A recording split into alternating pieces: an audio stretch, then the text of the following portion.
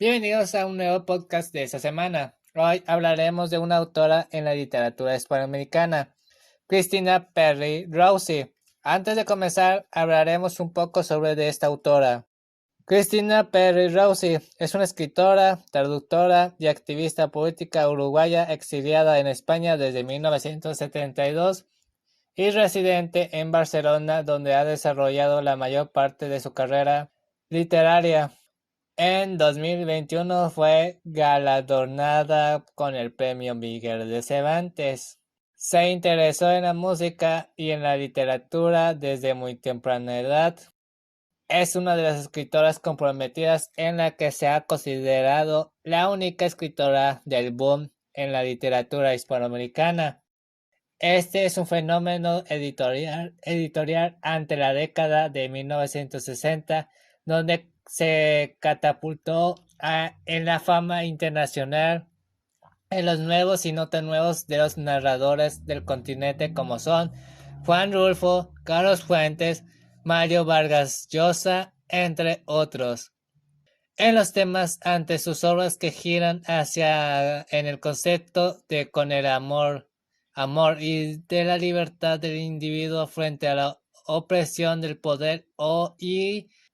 el feminismo. Este humor corrosivo sirve como arma en la que se combate en las penalidades del exilio ante las dictaduras.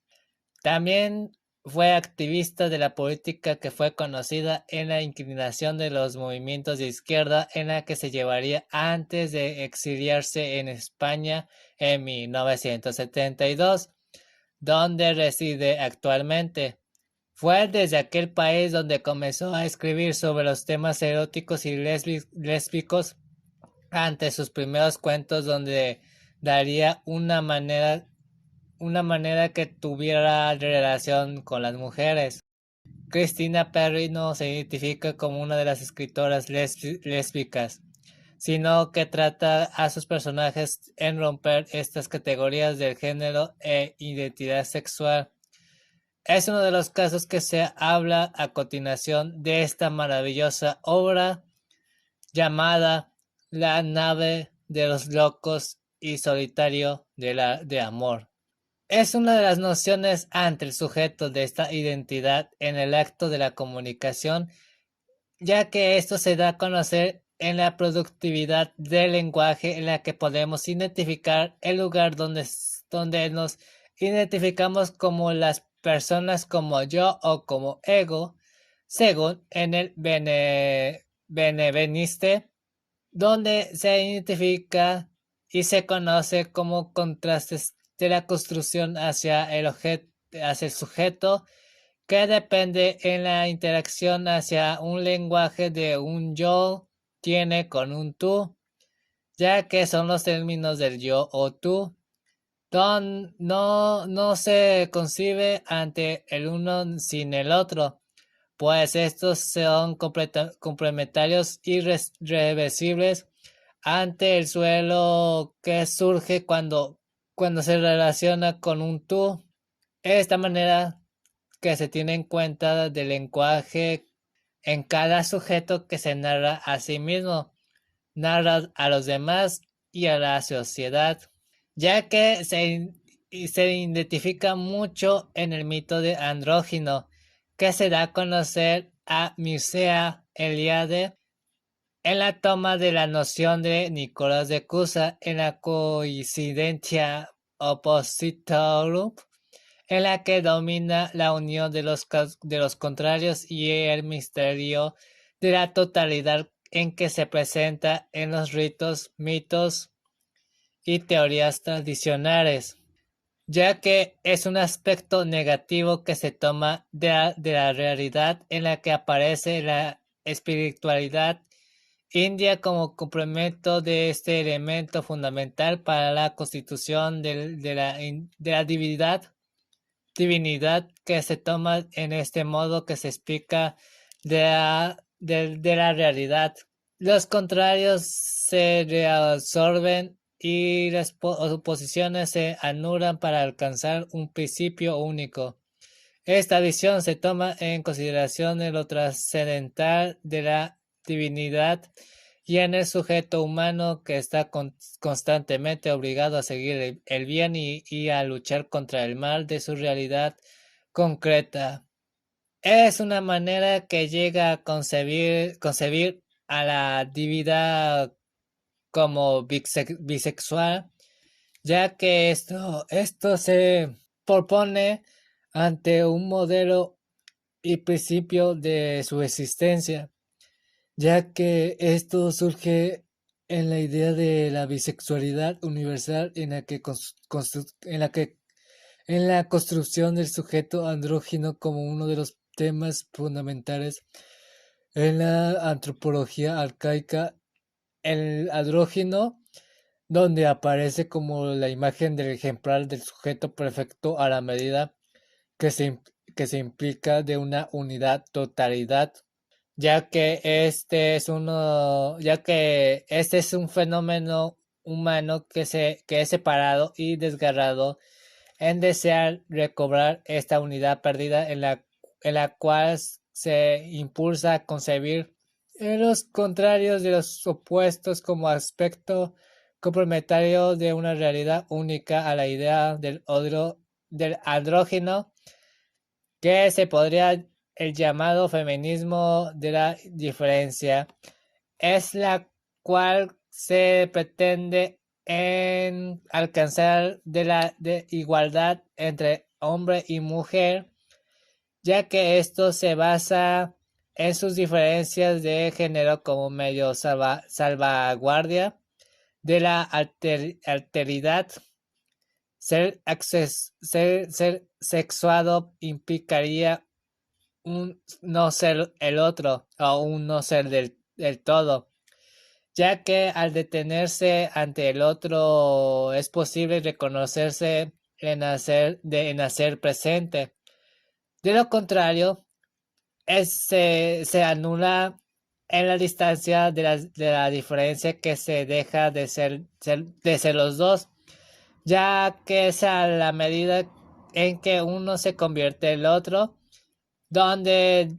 esto se va desapareciendo así un posible diálogo hacia una dialéctica subjetiva que permite a cada sujeto sexuado a través de la precisión en hacerse consciente del otro y sus diferencias, como hacerse consciente a sí mismo. Es como se conoce en la primera propuesta de la unión de los contrarios de la novela. Esto surge en el primer capítulo, cuando a X se le asigna en el sueño de la tarea de nombrar el mundo, de distinguir lo significativa significa- de lo significante de lo insignificante. Es decir, se necesita la presencia femenina para llegar a tener una comprensión integradora de la realidad, de la realidad de ella, quien le permite percibir lo que él ha considerado insignificante como significante. Es una realidad que se habita X, y esto aparece como el espacio concreto que no le permite trascender a un estado donde los apolos se anulen, por lo cual es el paraíso perdido que aparece como lugar donde se posibilita en la unión de los contrarios en un espacio donde se da el lugar del andrógino por ser un espacio trascendente en el que ni lo femenino ni lo masculino se sobreponen al otro. Es por eso que X es el sujeto lanzado a la nada en su trayectoria en ir en busca de lo que ha perdido, en busca del otro de la naturaleza, pero de una manera inconsciente. Sin embargo, sospechando que siempre de lo que se ha tratado de decir de sus propios sueños, de la cual se entrega una revelación que él comprende,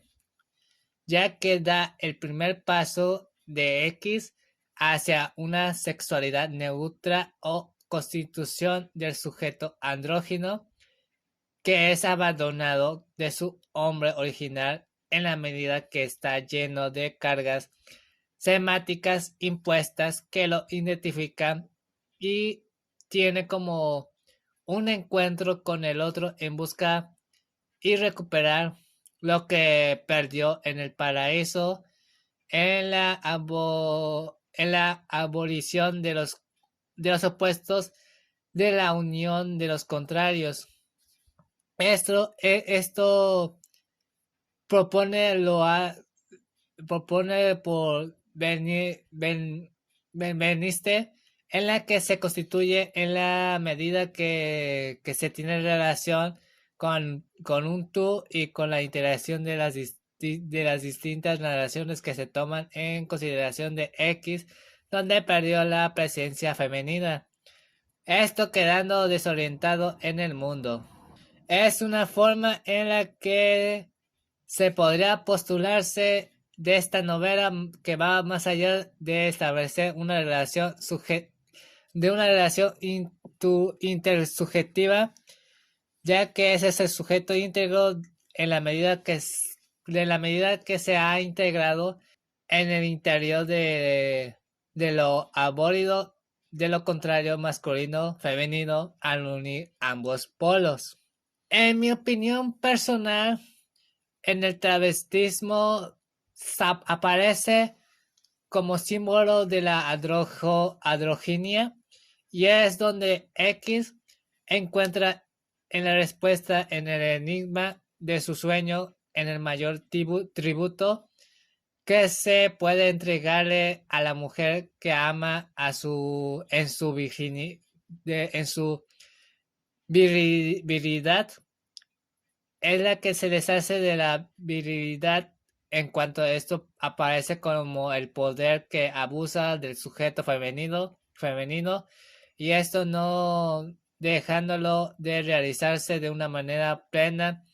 en la medida en que significa para X una sexualidad impuesta que no representa su identidad sexual.